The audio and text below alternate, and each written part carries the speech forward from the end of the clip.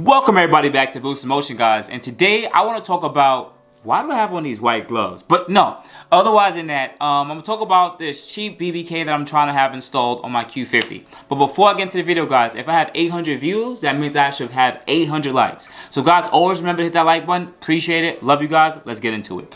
Alright everybody, so in my previous video I've showed that I got a cheap BBK pretty much from a junkyard. So I want to show you it. So pretty much these are the stock AKEBONO brake calipers they've been using on pretty much Nissan Infiniti vehicles from about 2008.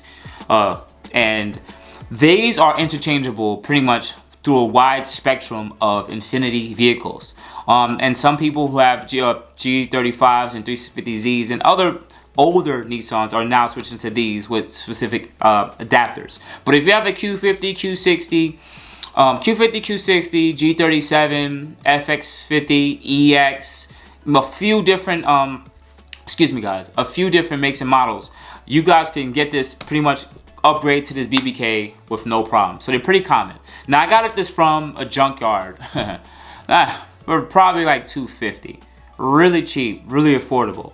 And it didn't come with any rotors, but it definitely came with brake pads, the shims, and the few other bolts and slides and stuff like that. This is great. But I want to talk to you guys about some of the things I'm going to do with it. One, someone painted it, so I'm going to have to remove some of the paint. I'm going to use pretty much a paint thinner or whatever I got to do to get this off. It looks like it may be plastic dip, so that will be its own video. So these are going to be a little bit of projects that I'm going to start doing DIY in the next couple of weeks. Also on top of that, once I remove all this paint, it's going to still have the regular gray paint. I'm going to paint over it, and I'm going to do rattle can. Some of you guys don't like rattle can. Some of you guys want to go get it powder coated. No, I'm trying. You guys know my channel. I'm trying to do things for cheap and affordable. And back in the day when I had my Maxima, I've definitely installed brake calipers and everything on its own, and even painted them myself.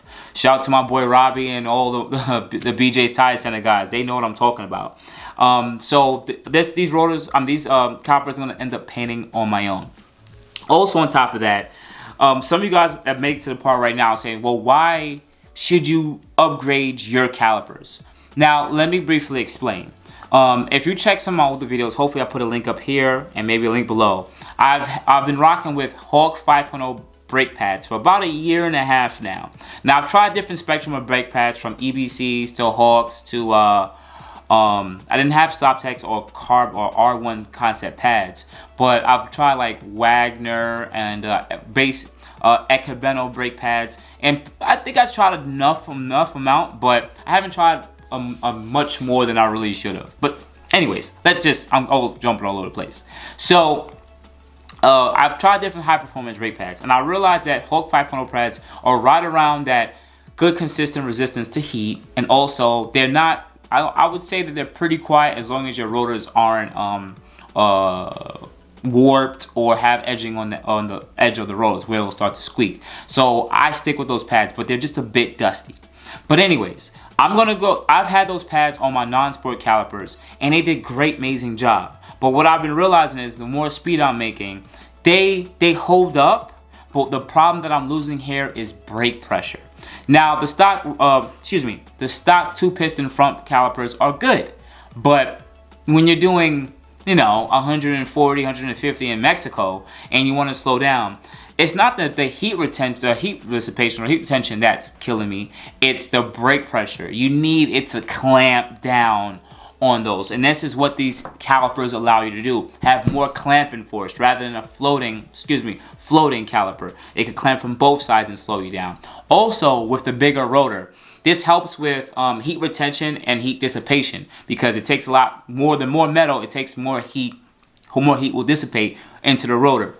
So I'm gonna need the extra surface area and/or the larger rotor to be able to get this car down, because unnecessarily BBKs, just throwing on a bigger brake kit on your car doesn't really make your car brake faster. It just allows it to retain and dissipate the heat in the rotor a lot quicker, but also on top, and also have more surface area for the brake pad that you're using.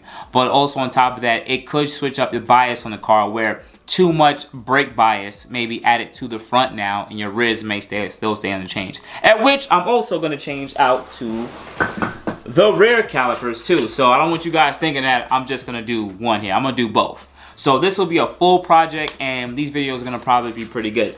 Now, knowing that now I got the calipers, and I'm gonna do a few different things from the look of pretty much the look and everything like that. There's two things that I'm gonna probably change here.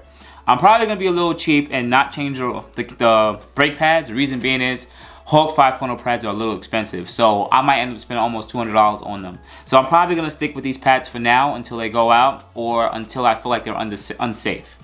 And I mean unsafe where it's like they're pretty much turned into butter on my rotors, where it can't break me down slow enough. So until then, I'm probably gonna keep with the brake pads. But the biggest problem I'm having here is the reason being is this front caliper is about almost the same size, same weight as the stock non-sport calipers. Hopefully I can put up something on the screen. If I didn't talk about the different weights, don't get mad at me. But these are right around the same weight as the non-sport 2-piston calipers. Now the rear ones are a little heavier than the rear sport calipers, are also a little bit heavier than the standard non-sport calipers, caliper itself. But here's the biggest problem. The front rotors are about 10 pounds heavier than the non-sport rotors.